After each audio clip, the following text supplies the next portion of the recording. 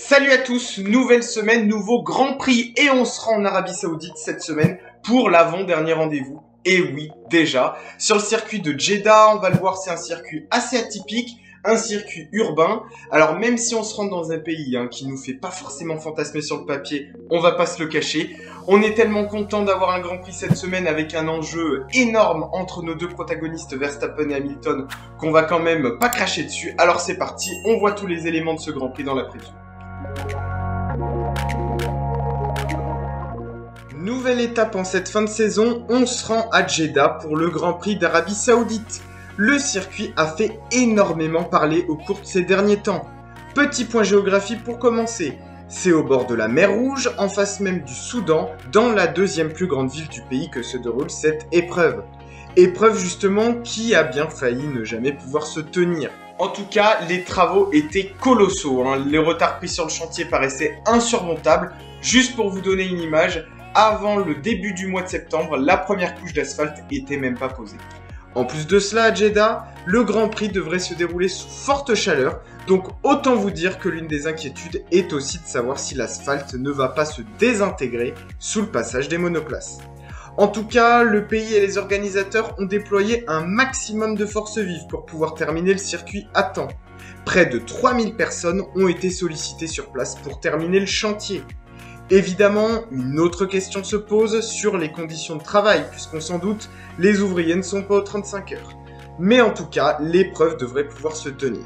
En tout cas, ce Grand Prix, je trouve qu'il nous montre un peu les deux facettes de la Formule 1. On a quand même d'un côté le fait qu'elle déploie beaucoup d'efforts avec son mouvement We Race as One, l'acceptation, l'intégration, et de l'autre en même temps, on se rend dans un pays où, on le sait, les droits de l'homme, c'est pas la priorité.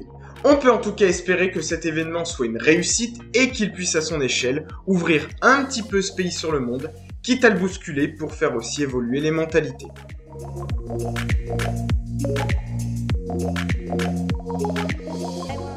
On va à présent parler de la piste en elle-même et revenir au sport. C'est en novembre 2020 que Jeddah a eu la confirmation de la tenue du Grand Prix.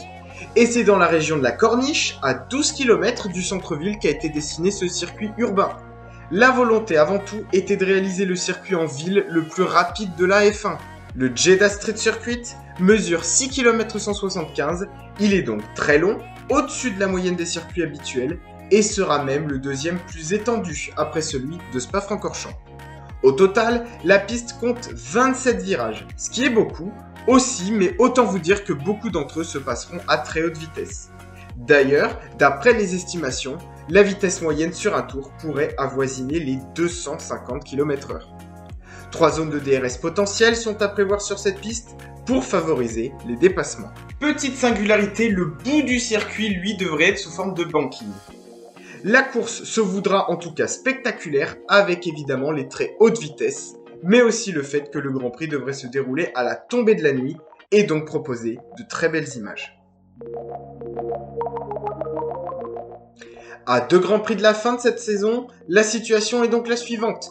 Verstappen compte 8 points d'avance sur Hamilton, mais malgré les chiffres en sa faveur, la situation semble beaucoup plus précaire qu'il n'y paraît. Lewis Hamilton est bien sûr l'homme fort actuellement, puisqu'il ressort de 2 week-ends sans faute. En plus, Mercedes a confirmé que le Britannique allait utiliser son bloc moteur du Brésil, survitaminé, et sur une piste ultra rapide comme Jeddah, ça pourrait être un avantage décisif. Toujours est-il qu'on n'est pas à l'abri de la fiabilité dans les deux camps, ça peut basculer d'un côté comme de l'autre.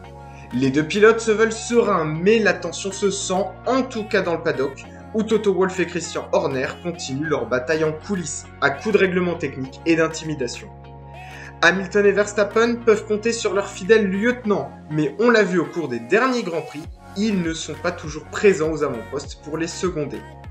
Ferrari poursuit sa marche et la bonne entente Leclerc-Sainz fait des miracles en cette fin de saison, puisque la Scuderia prend des points régulièrement quand ses rivales britanniques sont plus à la peine.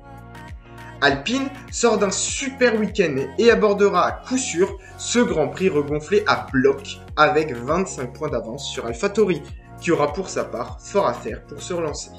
Aston Martin pourra continuer à jouer les places d'honneur et accrocher quelques points.